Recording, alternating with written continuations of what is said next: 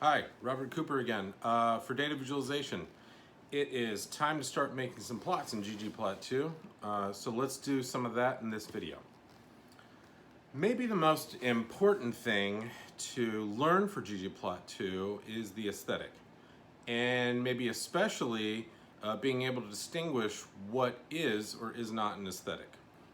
Aesthetics are how you tie your variables and your variation to your plots. Data visualization is by definition limiting. There are only so many components of a plot that you can manipulate or tie to values in your data. Data points themselves are also reductive because they are never a complete measure of any phenomenon you might be studying. Any analyses based on these data are reductive as well. So visualizations on top of that are limited representations of what are ultimately reductive studies. You can only show so many dimensions of your data in a small two-dimensional space. You have to get really creative, and that is a lot of what this course is about. Aesthetics are elements of your visualization that are defined by the variation in the variables you have in your data. Whether it's something like the X or Y axis, or maybe the color or size of points, or lines, or line types, or any other visual components of a plot, you only have so many ways to tell the story of your data and your analysis based on those data. So it's really important that you choose well and highlight variation that is appropriate and tells your story the best possible way and in the most compelling way. From there, it's pretty much just about learning about all the interesting geoms that are available to you when we're talking about the tidyverse. It's a long list. It's growing daily with development of the tidyverse. Geoms are geometric objects that will be visualized. Different geoms then obviously require different aesthetics. A scatter plot and a line plot, for example, would both involve the same aesthetics, an x-axis and a y-axis. A histogram, on the other hand, only needs an x-axis variable since it's only expressing the variation or distribution of a single variable. These are the types of questions that you confront as you work to visualize your research. ggplot2 is really good at forcing you to think about these choices explicitly in the quote-unquote grammar of graphics. As far as the nuts and bolts of functioning ggplot2 are concerned, it really just boils down to this.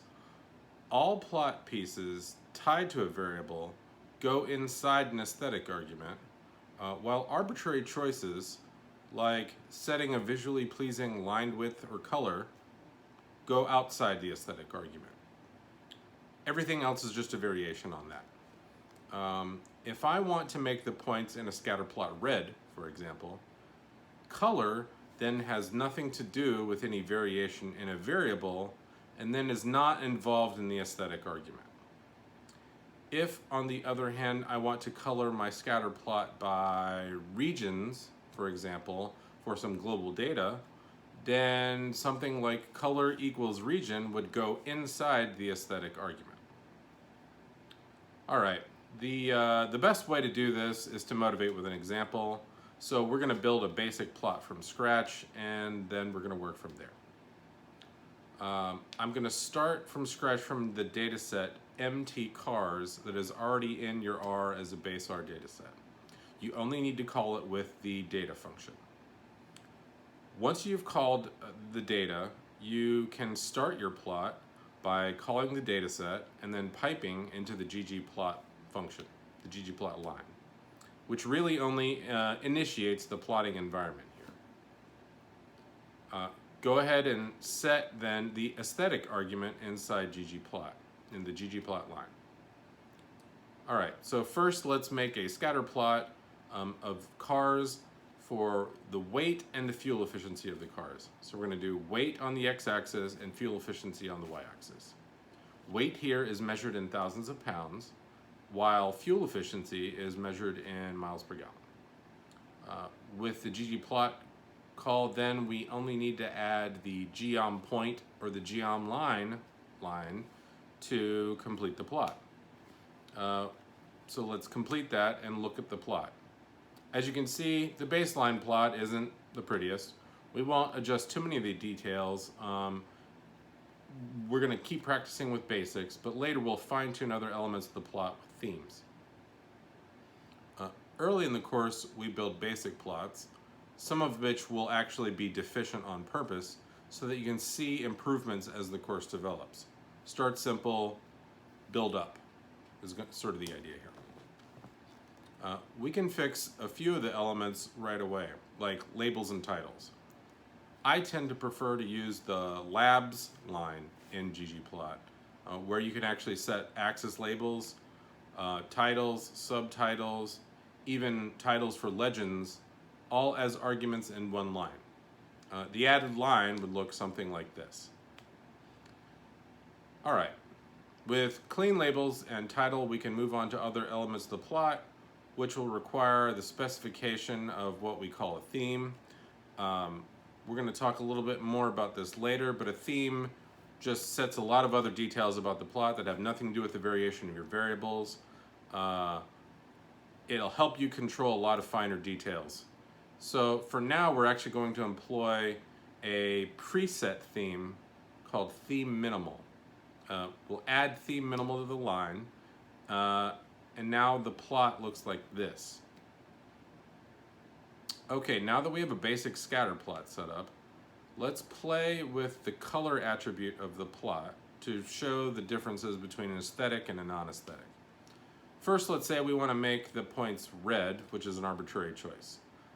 Color will become another argument alongside the aesthetic, but not inside the aesthetic argument. So in this case, the plot would look like this. Red points, right? That's fine. It doesn't look bad. But if we want to include the variation of a third variable, we can do that. We can employ another aesthetic, squeezing that third dimension into our two-dimensional plot. We simply move our color argument inside the aesthetic argument, and instead of red, we make color equal to the variable that we want to display by color. In this case, let's choose a categorical variable like cylinders, and let's revisit the plot with the new cylinders color aesthetic.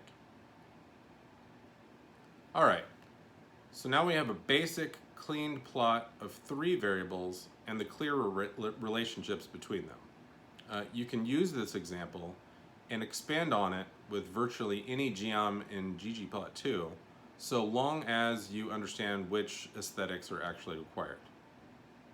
See you in the next video.